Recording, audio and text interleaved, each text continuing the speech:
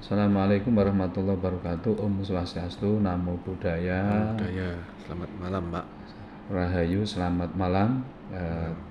Terima kasih kami sampaikan kepada Bapak Subandi selaku penanggung jawab pimpinan yang ada di Vihara Ya, Dharma Pak. Jaya. Terima kasih atas waktunya yang telah memberikan kesempatan kepada kami atas nama Kantor Kementerian Agama Kota Surabaya mengucapkan ribuan terima kasih kepada Bapak Subandi yang nantinya akan memberikan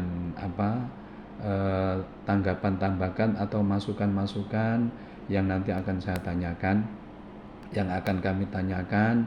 Ini akan menjadi rujukan dalam rangka untuk persatuan dan kesatuan umat yang ada di negara kita, karena negara kita ini kan pluralis. Ya, Ya, jadi agama bukan hanya Islam saja, tetapi ada Buddha, Hindu, kemudian Konghucu, kemudian ada Kristen, baik Katolik maupun Protestan. Oleh karena itu, langsung saja yang pertama yang saya tanyakan yang berkaitan dengan komitmen kebangsaan, Pak.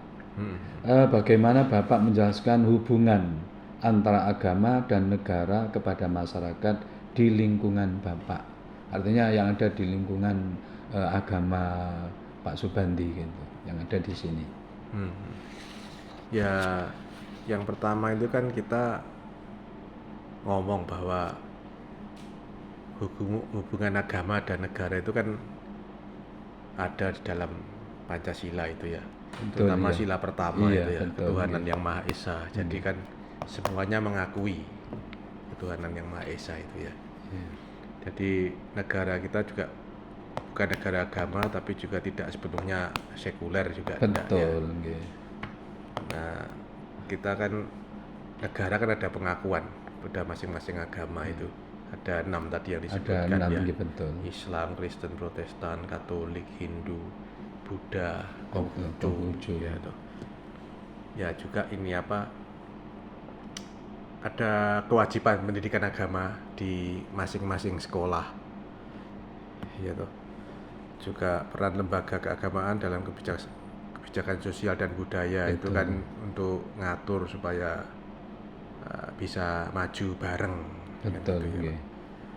Juga hukum yang mengakomodasi nilai-nilai agama, ada hukum perkawinan, ada zakat juga macam-macam itu. Kemudian bagaimana Bapak untuk menyikapi kelompok-kelompok yang menolak ideologi Pancasila atau menentang NKRI atas nama agama? Kan yang sekarang lagi maraknya itu, Pak. Ada kelompok-kelompok. Bagaimana untuk menyikapi itu? Yang khususnya yaitu agama Buddha, Ya, untuk menyikapi itu. kalau di Buddha itu kan Iya, lebih menonjolkan kasih sayang gitu ya. Jadi betul. kebijaksanaannya itu lebih dimajukan dulu. Ndak langsung dimusuhi gitu, Pak. Betul, nggih. Jadi kita itu kan pendekatannya bisa dialog, Betul, edukasi juga. Kita memberikan pemahaman yang benar tentang Pancasila sebagai dasar negara yang tidak bertentangan dengan nilai-nilai agama. Kan tidak bertentangan. Iya, betul. Sudah jalan. Ya, kita berdialog pada kelompok-kelompok itu untuk memahami akar masalahnya itu apa. Cari solusi bersama. Itu yang kita juga tokoh-tokoh agama di masyarakat itu ya kita harus libatkan. Betul, Karena kan mereka yang betul mengerti dan menguasai area-areanya kelompoknya itu. Oke. Kemudian Pak Subandi, yang berkaitan dengan toleransi ya. Ya. Apakah pernah ada konflik, Pak, yang ada di sini?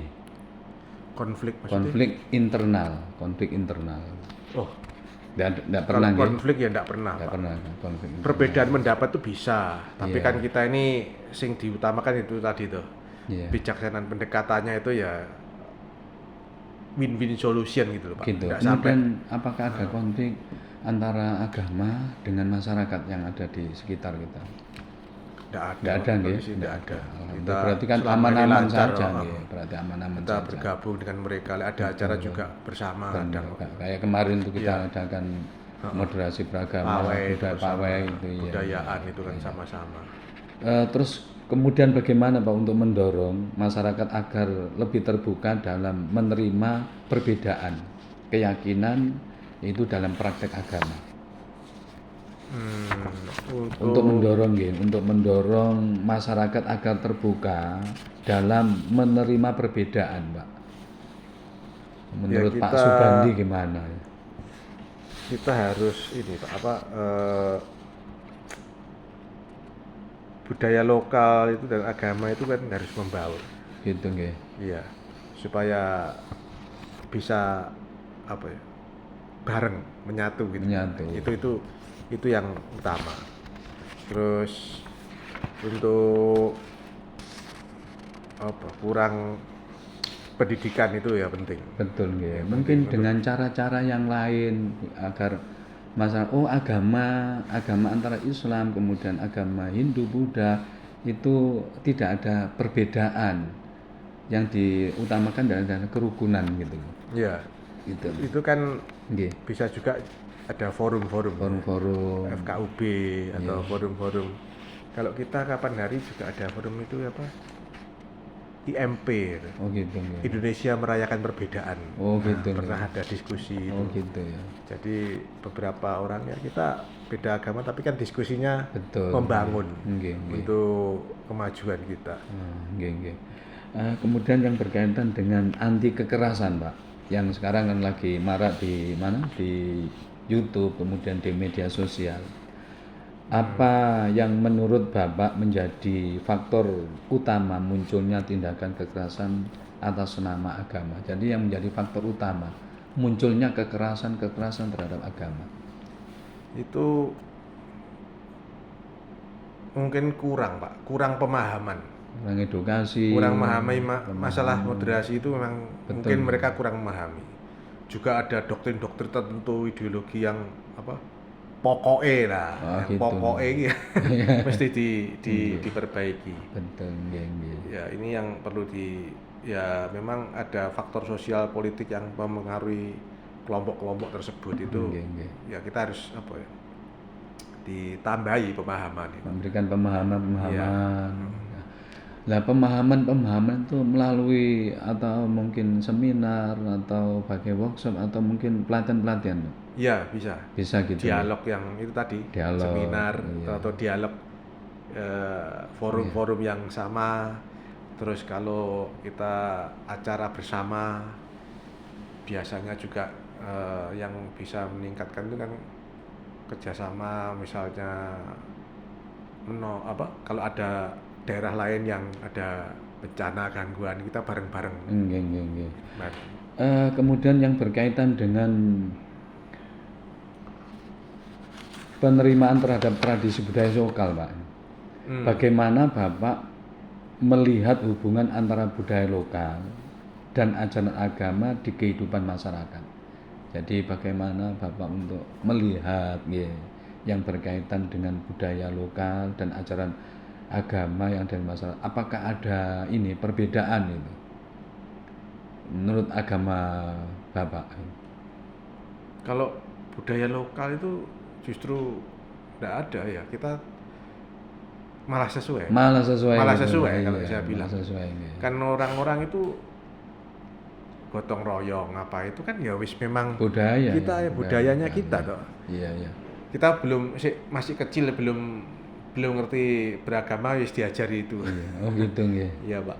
Iya. Itu kan ya itu bisa disampaikan ke teman-teman yang lain bahwa ya ini kulturnya kita, budaya kita seperti ini. Harus hidup gitu.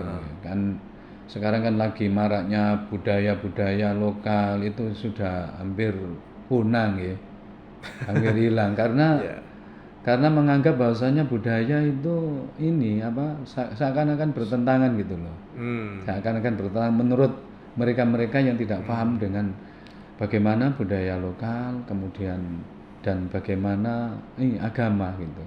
Saya kira saling mendukung. Iya, Pak, benar. Saling mendukung ya. Kita masih kecil kan sudah diajari dulu ya menghormat orang tua itu pasti. Betul. Menghormat yang lebih tua atau berdoa untuk leluhur itu ya wis pasti ada ajarannya, Pak, itu. Iya. Hampir semua agama sama, Pak. Di Kristen itu juga ada. Iya. Kristen Katolik itu ada selamatan itu juga ada. Di Memang Islam juga demikian ada. istilahnya kan kalau kita itu melihatnya kan berdoanya kalau Buddha kan semoga semua makhluk berbahagia gitu. Oh gitu. Makhluknya kan ya ada yang tampak yang tidak tampak. Betul, iya. Tadi semuanya. Kemudian yang terakhir Pak, yang berkaitan dengan implementasi moderasi beragama dalam kehidupan sehari-hari. Apakah harapan ya Bapak terhadap pemerintah dalam mendukung upaya moderasi beragama di masyarakat? Harapannya Pak Subandi, harapannya terhadap pemerintah dalam rangka untuk mendukung moderasi agama yang ada dalam masyarakat. Ini yang harapan untuk pemerintah. Ya, kita itu perlu ini Pak, membangun narasi-narasi yang positif lah dari pemerintah itu, supaya A, B, C, D sama semua. Itu perlu disampaikan. Terus jangan terlalu memojokkan sesuatu kelompok. Nah, itu nanti bisa apa ya, memancing yang Oh gitu. Tapi kalau kita itu semuanya positif, orang kan akan pasti ikut.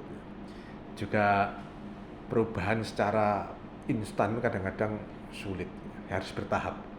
Bertahap. Nah, itu terus lingkungan yang mungkin kita ini bisa diskusi tanpa merasa dipaksa atau diancam, langsung tulus langsung datang gitu Pak. Itu yang kita harapkan. Mungkin ada pesan Pak, pesan untuk masyarakat yang ada kaitannya dengan moderasi beragama. Pesan. Ya. Itu kolaborasinya perlu bagus. Kolaborasi pemerintah, tokoh agama sama masyarakat. Ini untuk membuat sesuatu yang positif tadi. Iya. Itu kita perlu terus didorong terus semakin terbuka dan tidak inklusif langsung semuanya. Iya. Itu yang selama ini gimana Pak? Apakah ada pihak-pihak pemerintah turun ketika ada kegiatan-kegiatan? Kalau setahu saya turun Pak. Turun ya? Ya, mereka aktif. Proaktif. Iya. Juga kegiatan-kegiatan itu pasti ada istilahnya kalau di agama Buddha pun juga ada penyuluh-penyuluh yang turun-turun untuk membantu kita ya. Iya. Saya kira itu Pak, terima kasih untuk wawancara kita. Mudah-mudahan menjadi bahan untuk meningkatkan persatuan dan kesatuan. Iya Pak. Ya, kesatuan dan kesatuan negara kita, negara tercinta, negara Republik Indonesia ini mudah-mudahan semakin baik dan semakin maju, baik secara ekonomi, budaya, kemudian secara politik. Terima kasih. Iya Pak. Kami akhiri, mari kita berdoa bersama sesuai dengan agama kita masing-masing. Berdoa mulai.